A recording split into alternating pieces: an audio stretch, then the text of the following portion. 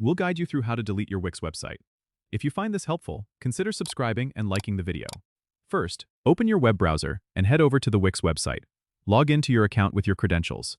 Once you're in, you'll be directed to the Wix dashboard. Look for the Site Actions button, which is usually located next to the site you wish to delete. Click on it and a drop-down menu will appear.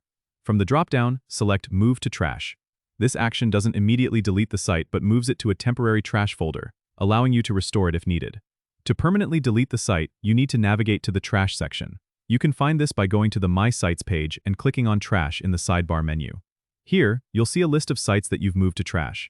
Find the site you want to delete permanently and click on the Delete Permanently option.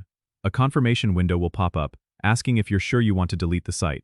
Confirm your decision, and your Wix website will be deleted permanently.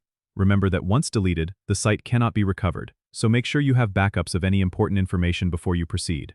Also, keep in mind that deleting a site does not cancel any premium plans associated with it. You'll need to manage those separately in the billing section to avoid any unwanted charges. And that's it. Your site is now deleted, and you're all set. Don't forget to subscribe and comment if this helped you out.